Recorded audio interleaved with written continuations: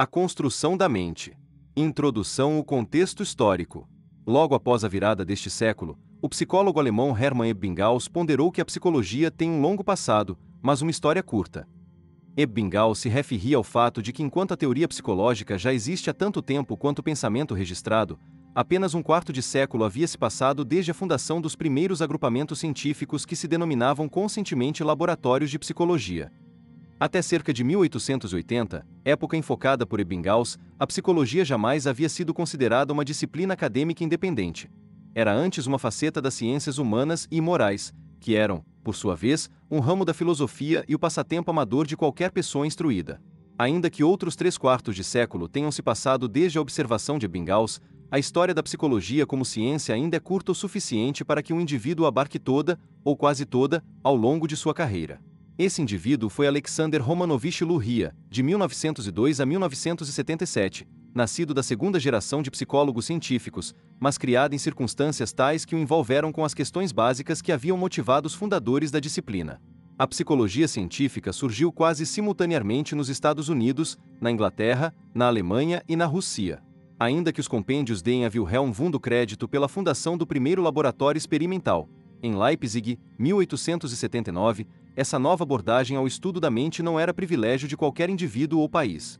Quase à mesma época, William James encorajava seus estudantes a realizarem experimentos, em Harvard. Na Inglaterra, Francis Galton iniciava as aplicações pioneiras de testes de inteligência, e Vladimir Becquerel, em Kazan, fundava um laboratório que explorou grande parte das questões que mais tarde predominariam na nova ciência.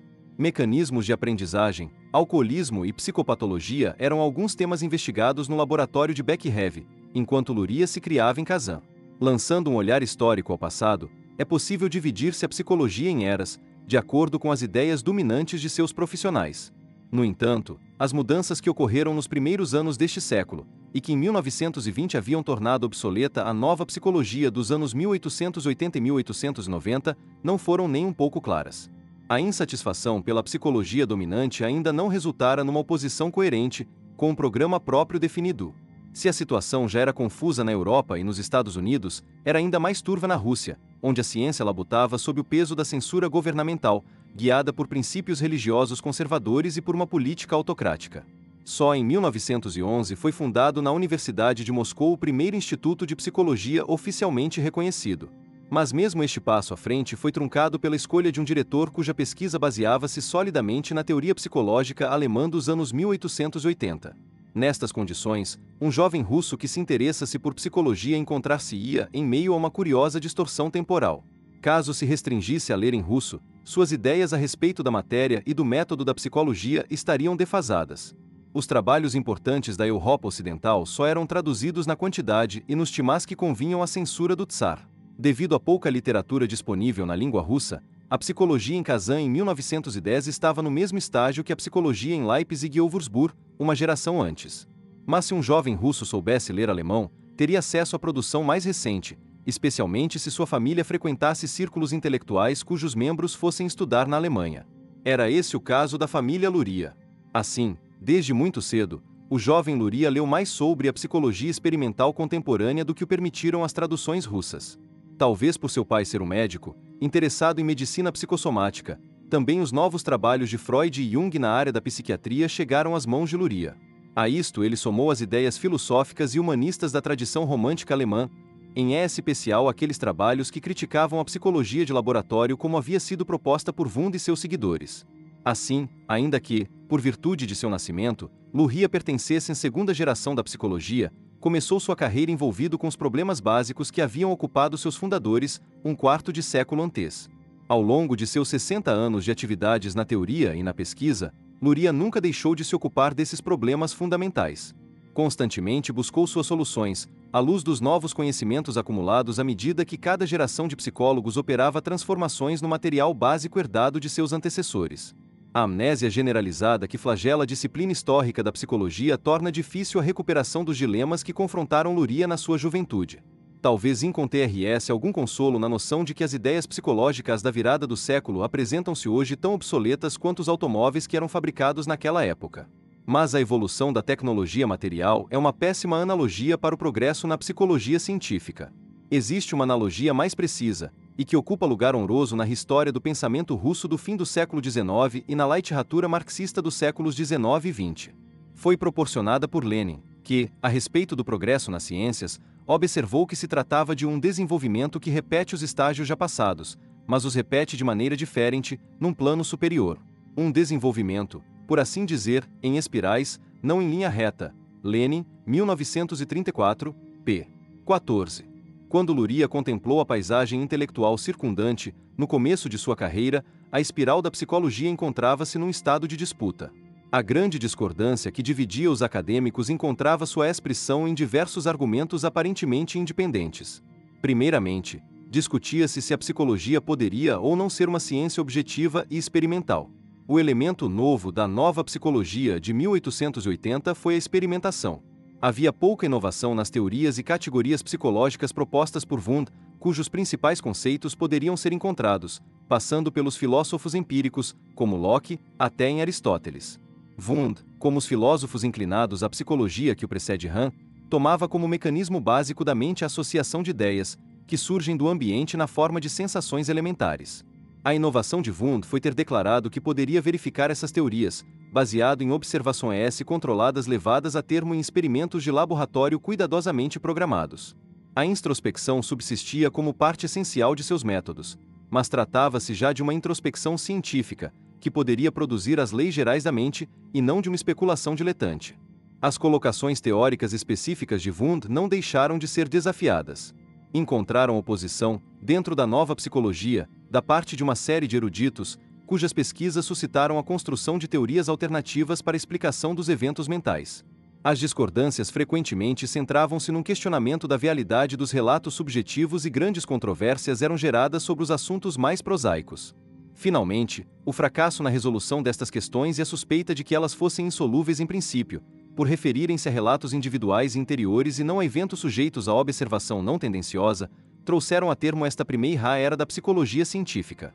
Muitas discussões sobre este período, exemplo Gratia, Boring, de 1925 a 1950, escamoteiam o fato de que os debates científicos entre Wundt e seus críticos faziam parte de uma discussão mais ampla, que questionava a validade da experimentação em si.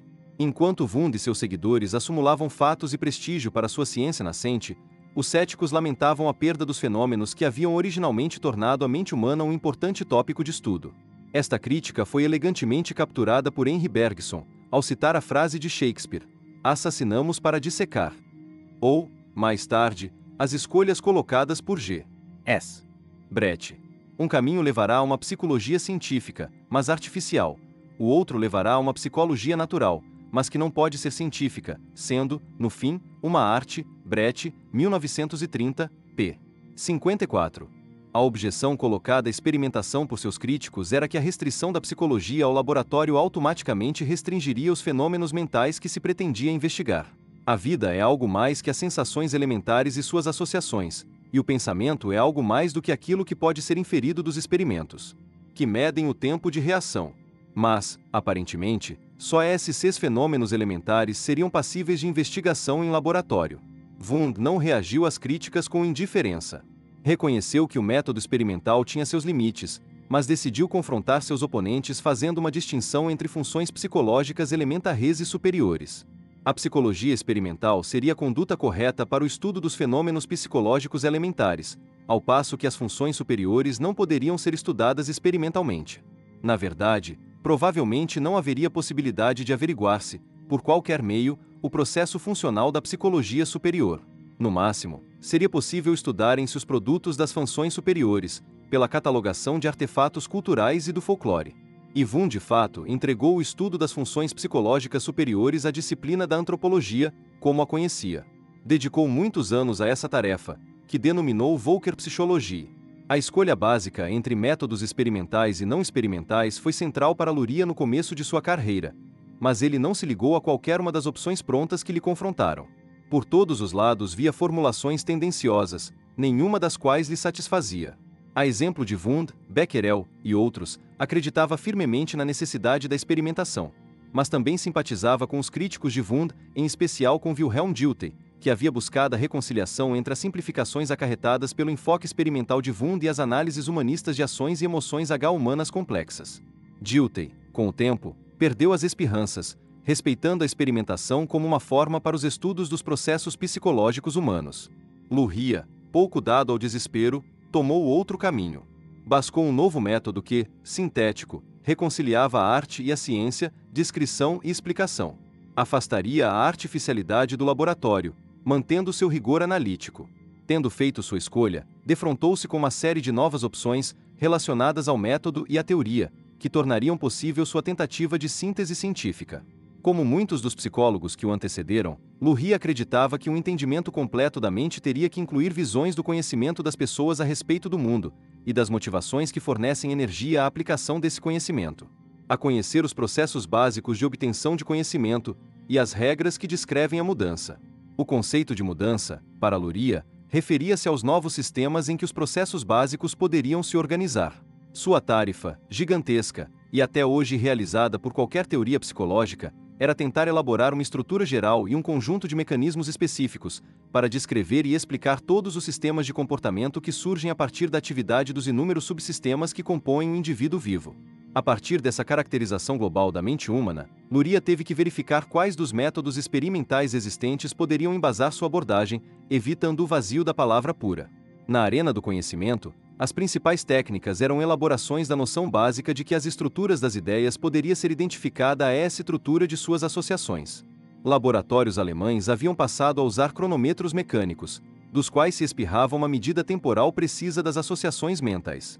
Esta tecnologia havia avançado ao ponto de muitos pesquisadores acreditarem na possibilidade de registrarem o tempo necessário para a ocorrência de diferentes tipos de eventos mentais. Os debates centravam-se na definição das unidades de atividade mental, e perguntava-se se o que estava sendo medido eram elementos ou atos mentais. Simultaneamente, eruditos com orientação médica, como Jung e Freud, usavam as respostas associativas com um propósito bem diferente. Mesmo reconhecendo que as associações de palavras davam pistas das relações entre ideias, não estavam interessados no mapeamento dos sistemas conscientes de conhecimento ou na cronometragem das respostas associativas, mas no aproveitamento das associações para a descoberta de informação desconhecida pelo paciente. Ainda mais importante era a possibilidade de as associações de palavras informarem a respeito dos motivos ocultos à consciência que estariam fornecendo energia a um determinado comportamento de outra maneira inexplicável.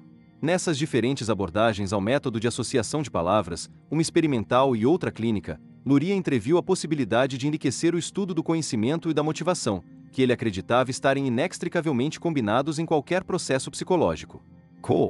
Seus esforços para a criação de uma psicologia unificada da mente representaram, desde o começo, o tema central de seu trabalho. Sua disposição em trabalhar com os conceitos de motivação, como expostos pela escola psicanalítica, poderia tê-lo colocado à margem da psicologia acadêmica, mas isso não aconteceu, por uma série de razões. Primeiro, Luria estava comprometido com o método experimental. Outro fato igualmente importante era sua confiança no uso de fatos objetivos como a base da teorização.